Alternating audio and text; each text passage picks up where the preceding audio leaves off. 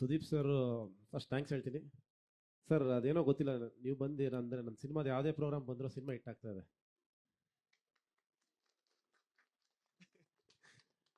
So ಭಾಳ ಖುಷಿ ಆಯಿತು ಸರ್ ಬಂದಿದ್ದು. Thank you so much.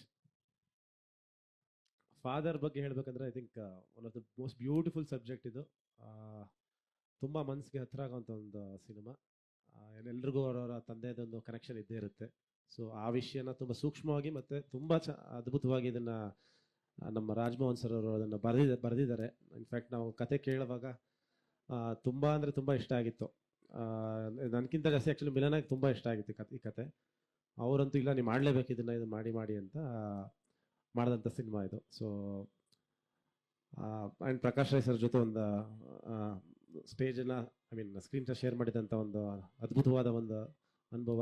And ಅದನ್ನು ತುಂಬ ವರ್ಷಗಳಲ್ಲಿ ನಾನು ಅದನ್ನು ಕ್ಯಾರಿ ಮಾಡ್ಕೊಂಡು ಹೋಗ್ತೀನಿ. ಅಂದರೆ ನನಗೆ ಆ್ಯಸ್ ಅನ್ ಆ್ಯಕ್ಟರ್ ಬೆಳೆಯೋದಕ್ಕೆ ತುಂಬ ಒಳ್ಳೆ ಒಂದು ಪ್ಲ್ಯಾಟ್ಫಾರ್ಮ್ ಆಯಿತು ಅಂತ ಹೇಳೋಕ್ಕೆ ಇಷ್ಟಪಡ್ತೀನಿ. ಆ್ಯಂಡ್ ಚಂದ್ರು ಸರ್ ಯಾವುದನ್ನು ಚಿಕ್ಕದಾಗಿ ಮಾಡಲ್ಲ.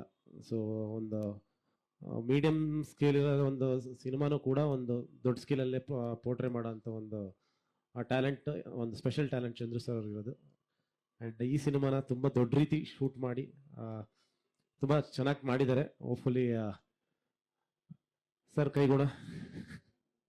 ಸೊ ಪ್ಯಾನ್ ಇಂಡಿಯಾನೇ ಮಾಡಬೇಕು ಅಥವಾ ಅಲ್ಲಿ ನೋಡೋಕೆ ಇಲ್ಲಿ ನೋಡೋಕೆ ಅದೆಲ್ಲ ಏನೂ ಗೊತ್ತಿಲ್ಲ, ಸುಮ್ಮನೆ ಮಾಡ್ತಾ ಹೋಗ್ತೀವಿ. ಯಾವ ಸಿನಿಮಾ ಹೆಂಗೆ ರೀಚ್ ಆಗುತ್ತೆ ಸೊ ಅದು ಈಗಲೇ ಡಿಸೈಡ್ ಮಾಡೋಕ್ಕಾಗಲ್ಲ. ಒಂದು ಸತಿ ರಿಲೀಸ್ ಆದಮೇಲೆ ಅದನ್ನು ಅದರ ಹಣೆಯಲ್ಲಿ ಏನು ಬರೆದಿರುತ್ತೆ ನೋಡೋಣ, ಆ್ಯಂಡ್ ನಮ್ಮ ಹಣೆಯಲ್ಲಿ ಏನು ಬರೆದಿರುತ್ತೆ ನೋಡೋಣ. ಸೊ ಈಗ ಏನಂದರೆ ಬೇಸಿಕಲಿ ಕತೆಗಳು ಯಾವುದು ಇಷ್ಟ ಆಗುತ್ತೆ ಅದನ್ನು ಒಪ್ಕೊಂಡು ಮಾಡ್ತಾ ಇದ್ದೀನಿ ಈಗ ಅಷ್ಟೇ. ಅಂದರೆ ಈಗ ಎಸ್ಪೆಷಲಿ ತುಂಬ ಚೂಸಿಯಾಗಿ ಬಹುಶಃ ತುಂಬ ವರ್ಷ ಆಯಿತು ನಾನು, ಅಂದರೆ ಒಂದು ಲಾಸ್ಟ್ ಎರಡೂವರೆ ವರ್ಷದಲ್ಲಿ ಎರಡೇ ಕತೆ ಒಪ್ಪಿರೋದು ನಾನು. ಒಂದು ಫಾದರು ಮತ್ತು ನೆಕ್ಸ್ಟ್ ಶಶಾಂಕ್ ಅವ್ರದ್ದು.